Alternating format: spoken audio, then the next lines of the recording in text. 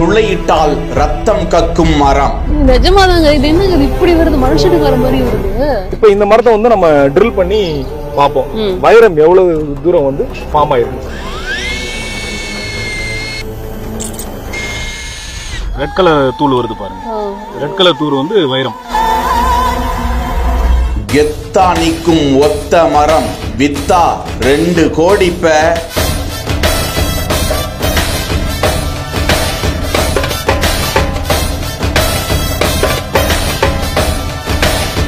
30 அடிக்கு கிளைகளே இல்லாமல் வளர வைக்கும் வினோதம்.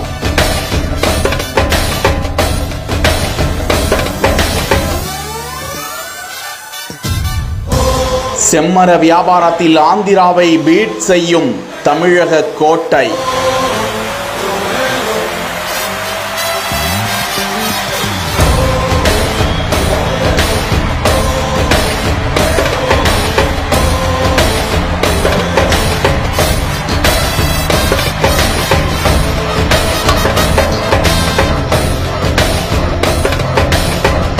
செம்மரம் என்றாலே அடுத்ததாக நினைவுக்கு வருவது புஷ்பா திரைப்படம் போன்ற கடத்தல் சம்பவங்கள் தான். அவ்வப்போது கார்களிலும் லாரிகளிலும் பிடிபடும் செம்மர கட்டைகள் இவ்வளவு காஸ்ட்லியான மரமா இந்த மரங்கள் என வியப்பு தர வைக்கும். இது குறித்த புரிதல் விவசாயிகளுக்கு தேவை. 2004ஆம் ஆண்டிலேயே சந்தன மரம் மற்றும் செம்மரங்கள் யாரு வேண்டுமானாலும் வளர்த்து கொள்ளலாம் என சட்டம் இயற்றப்பட்டு விட்டது.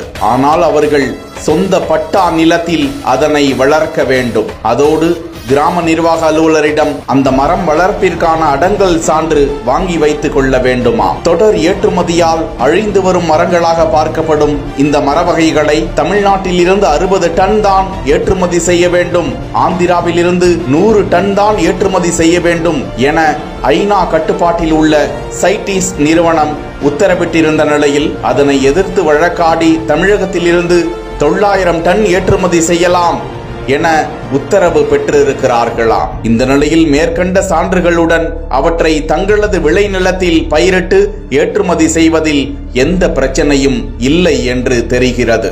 இந்த நிபந்தனையின் கீழ் புதுக்கோட்டை மாவட்டம் கந்தர்வகோட்டையில் வெள்ள விடுதி என்ற கிராமத்தில் பல 100 ஏக்கர் பரப்பளவில் பல வகையான விலை உயர்ந்த மரங்கள் வளர்க்கப்பட்டு ஏற்றுமதி செய்யப்பட்டு வருகின்றன.